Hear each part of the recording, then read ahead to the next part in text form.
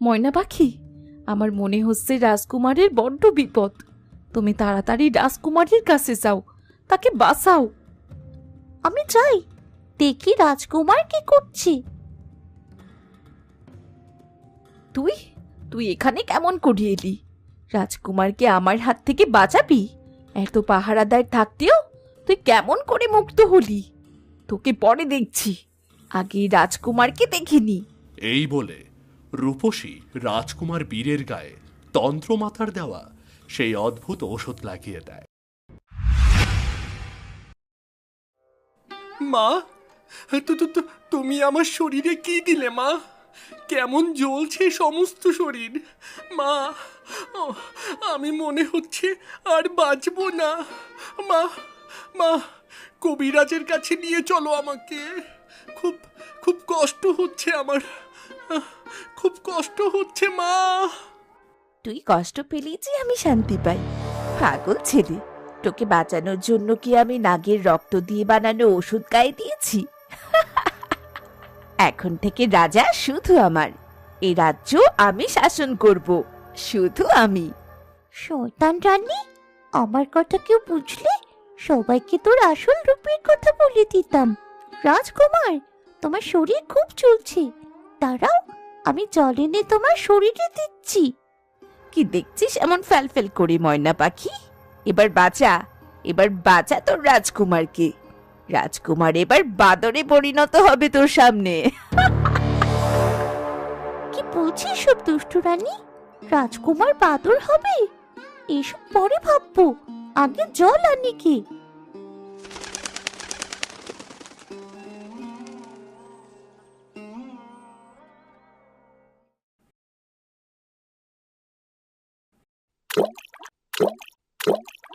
ময়না পাখি, শরীরে জল পড়ায় আরো জ্বলে যাচ্ছে।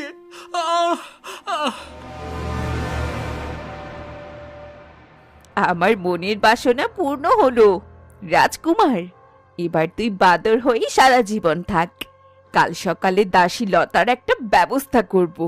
অনেক রাত হয়ে গিয়েছে, এবার গিয়ে একটু শান্তিতে ঘুমোবো, আর একবার গিয়ে তন্ত্রমাতার সাথে দেখা করে আসবো।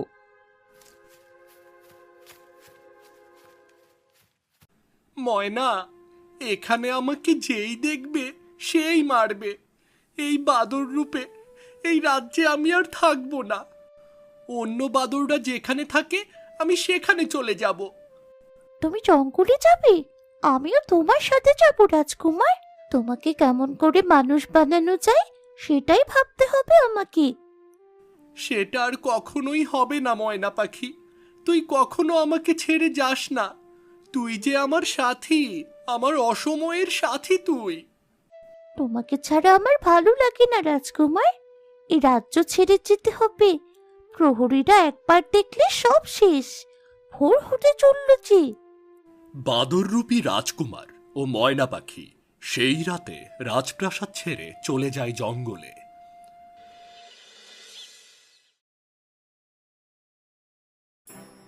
রাজকুমার, রাজকুমার, মহারাজ, রাজকুমার কারাগারে নেই। কারাগারের দরজা খোলা। কোথায় গেল রাজকুমার? হায় হায় হায়, এ কি সর্বনাশ হলো! রাজকুমার, রাজকুমার অন্ধ কারাগারে নেই, এইদিকে ময়নাও নিখোঁজ। কোথায় গেল রাজকুমার? ছেলেটাকে ছোট্ট থেকে মানুষ করেছি। বাবা, বাবা রে, ফিরে আয়। রাজকুমারকে মুক্ত করেছে কে? নিশ্চয় ওই ময়না।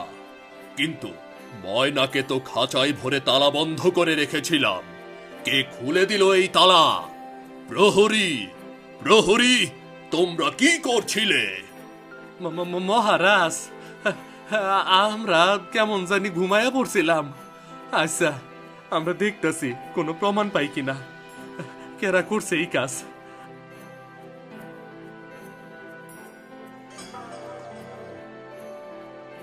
পাইছি মহারাজ, এই তো চুরি।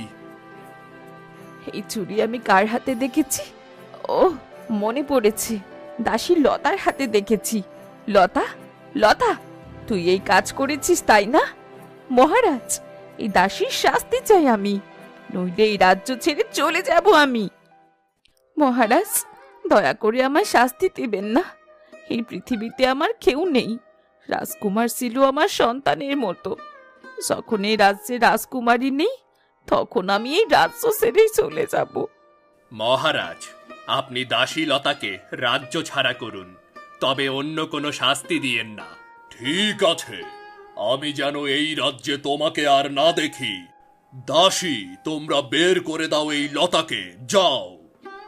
আমার রাজ্যে যদি এই দাসী লতাকে দেখি, তবে মৃত্যুদণ্ড দেব সেদিন। আমি দিচ্ছি মহারাজ। আমাকে রাজকুমারকে খুঁজতেই হবে। কোথায় আছে কে জানে। এই রাজ্যে আমাকে দেখলে মৃত্যুদণ্ড দেবে। বিধাতা, তুমি সব ঠিক করে দিও। মহারাজ, প্রহরীদেরকে নিয়ে আমরা রাজকুমারকে খুঁজে বের করি। কোথায় আছে, কেমন আছে, কে জানে। রাজকুমার তো তেমন কিছুই চেনে না। আমি জানি, ময়না পাখি তাকে অনেক দূরে নিয়ে গেছে। আমাদের বড় রাজকুমারকে আর খুঁজে পাবো না। মহারাজ, আপনি চিন্তা করবেন না। আমার গর্ভের সন্তান আপনার বীরের অভাব পূরণ করে দেবে। ঠিক বলেছ তুমি গিন্নি, ঠিকই বলেছ। তবে কি আমরা রাজকুমারকে খুঁজতে যাব না? ছেলেটা তো অনেক ছোট। যে রাজ্য ছেড়ে গেছে তাকে না খোঁজাই মঙ্গল। তাছাড়া এমন বেয়াদব ছেলে কখনো রাজকুমার হতেই পারে না। মহারাজ, বলি গ্রামের সকলকে এভাবে ছাড় দিয়ে রাখলে তো হবে না। সবাইকে খাজনা দিতে বলুন। বিনা খাজনায় আর কতকাল গ্রামের মানুষ চলবে বলুন তো? ঠিক বলেছ রানী। মন্ত্রী আগামী 10 দিনের ভেতর সমস্ত রাজ্যবাসীকে সকল খাজনা শোধ করে তবেই চাষ করতে বলবে। না হলে এবছর কেউ তাদের জমিতে যেতে পারবে না। এখন থেকে ফসলের 3 ভাগের 1 ভাগ আমাকে দিতে বলবে। যে রাজি না হবে তাকে শাস্তি পেতে হবে। যথাজ্ঞা মহারাজ। প্রহরী, চলো আমার সাথে। পুরো রাজ্যে ঘোষণা করে দিতে হবে। আমার ইচ্ছে পূরণ হলো দাসী। তুই যদি আমার সাথে বিশ্বাসঘাতকতা করিস, তোরও কিন্তু একই রকম শাস্তি হবে। কথাটা মনে রাখিস। আমি সবসময় আপনার কথা মতোই চলবো রানীমা। আপনি আপনি খুব ভালো।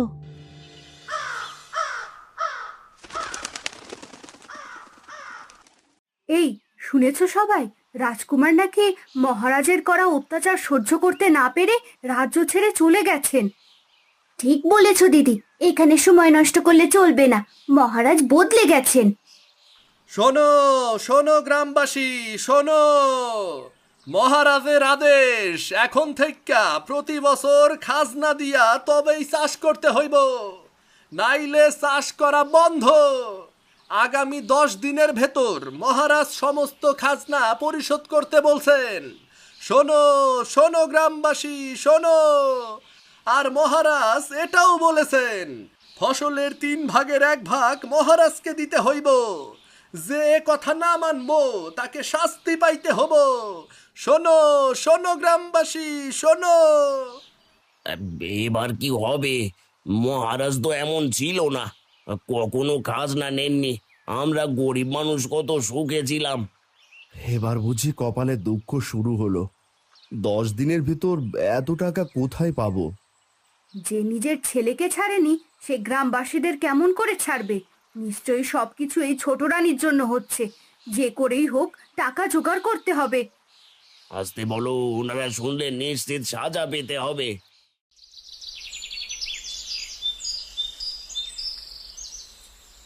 রাজা ছোট রানী রূপসীর কথা মতো গ্রামের সকলের প্রতি অনেক অত্যাচার শুরু করে।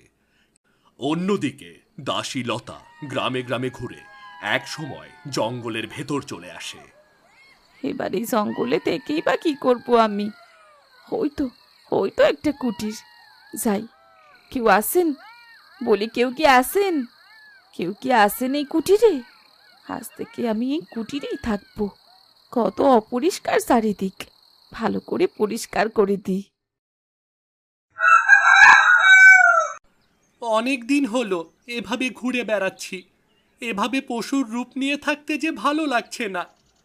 ময়না পাখি, ওই দেখো কতগুলো বাদর আমার দিকে আসছে। ওই দেখ, একটা নতুন বাদর এসেছে। একে আমাদের এখানে জায়গা দেবো না, কামড়ে খাবো সবাই।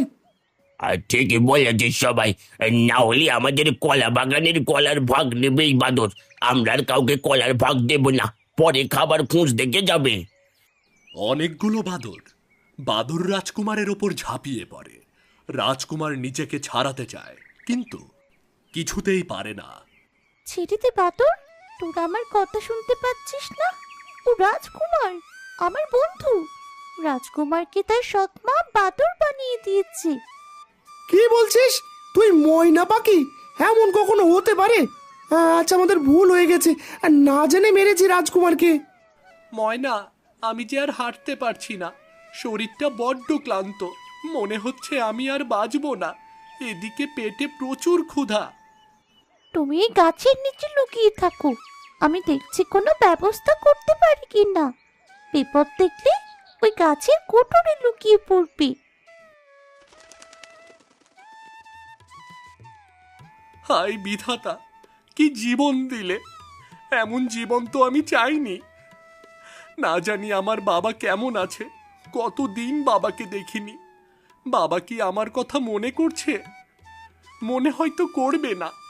আজ মা বেঁচে থাকলে হয়তো অনেক ভালোবাসতো আমাকে।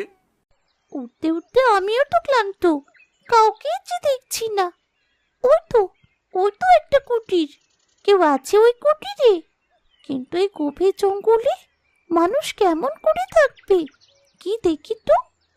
এ কি দাসী লতা, তুমি এখানে? কিন্তু কেন? পরে শুনবো সবকিছু। আগে দাসী লতাকে নিয়ে রাজকুমারের কাছে যাই। ময়না পাখি, তুই তুই কোথায় নিয়ে যাবি আমাকে? রাজকুমারের কোনো বিপদ হলো নাকি? রাজকুমার কোথায়?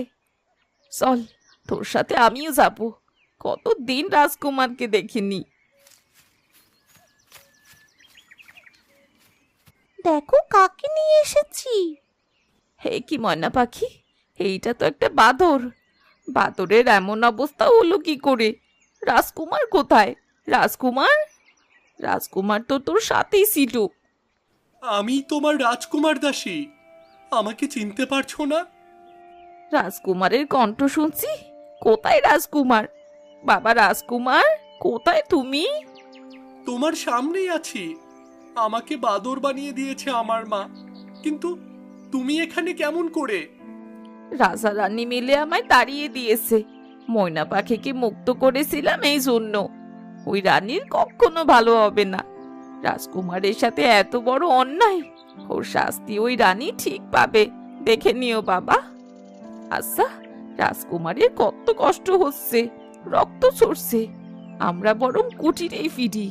রাজকুমারের গায়ে ওষুধ বেটে দিলে ও সুস্থ হয়ে যাবে। ময়না, তুইও চল। খুব ব্যথা করছে তাই না? কিছুক্ষণের ভেতরে ঠিক হয়ে যাবে। তুমি এই ফলগুলো খেয়ে একটু ঘুমিয়ে নাও। ময়না, তুইও খেয়ে নে দেখি। আজ থেকে তুমি আমার মা। আমি তোমাকে মা বলে ডাকবো, আর কখনোই দাসী বলবো না। তুমি আমার নাম ধরে ডাকবে, রাজকুমার বলবে না, কেমন? পাগল ছেলে, তোমাকে ঠিক মানুষ রূপে ফেরাবো আমি। মহারাজ, আমার কাছে এত টাকা নেই। এদিকে মাঠের ফসল ভালো হয়নি। দয়া করুন মহারাজ, দয়া করে আমাকে আমার জমিটা ফিরিয়ে দিন মহারাজ, দয়া করুন। আমি তো বলেই দিয়েছি, খাজনা না দিলে জমিতে যেতে পারবে না। আজ থেকে ওই জমিতে তুমি চাষ করবে না। যতদিন না খাজনা দেবে ততদিন জমি অমনি থাকবে। তাহলে স্ত্রী সন্তান নাতি এদের মুখে যে ভাত জুটবে না।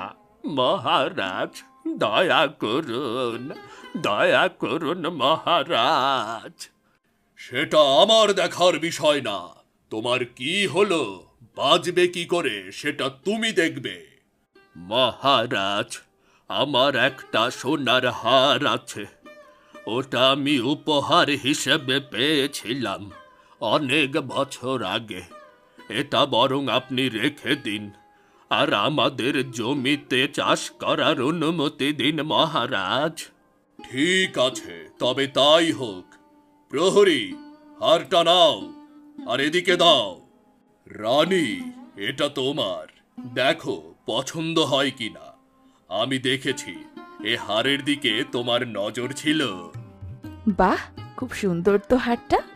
মহারাজ, আপনি আমার মনের কথা সব সময় বুঝে যান। চাচা, তোমার জমির দলিল। এখন থেকে 1 বছর জমিতে চাষ করতে পারবে। এরপর আবার খাজনা দিতে হবে, তখন এত বেশি লাগবে না। তোমার খাজনা কোথায়? তাড়াতাড়ি খাজনা দাও। অনেক কষ্টের পর গরু ছাগল বিক্রি করে এই টাকাটা জোগাড় করেছি। এই তো অর্ধেক টাকা। মন্ত্রী, এনাকে অর্ধেক জমির দলিল দাও। বাকি টাকা শোধ করে পুরো দলিল নিয়ে যাবে। এখন অর্ধেক জমিতেই চাষ করুক। হ্যাঁ, এমন কথা বললে সারা বছর কেমন করে চলবো? রানীমা, দয়া করুন। রানী কি বলল শোনোনি? বেশি কথা বললে অন্ধকার কারাগারে থাকতে হবে, স্ত্রী সন্তানের মুখ আর দেখতে পারবে না। এভাবে গ্রামের সকলকে নানানভাবে অত্যাচার করে রাজা, রানী রূপসীর কথায়। গ্রামের মানুষ সব সময় আতঙ্কে থাকে কখন রাজা রানী তাদের শাস্তি দেন।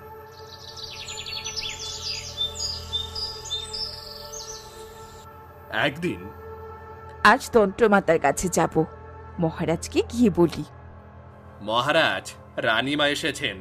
আপনার সাথে নাকি তার কিছু প্রয়োজনীয় কথা আছে। বলো রানী, কি বলবে? আমি একটা গুরুত্বপূর্ণ বৈঠকে আছি। কিছু চাই তোমার? সোনা, হীরা বা মুক্তা? না না মহারাজ, আমি একটু জঙ্গল ভ্রমণে যেতে চাইছিলাম। আসলে আমার সন্তানের জন্য এক গুরুমায়ের কাছে থেকে আশীর্বাদ নিতে যাব। ঠিক আছে, যাও তুমি। তাড়াতাড়ি ফিরো কিন্তু। দাসী বা প্রহরী নেবে না? জি মহারাজ, আমি আসছি তবে। রানী রূপসীর মনের ইচ্ছা কি তন্ত্রমাতা পূরণ করবে? কি হতে চলেছে পরের পর্বে জানতে চোখ রাখুন এই চ্যানেলে। ধন্যবাদ।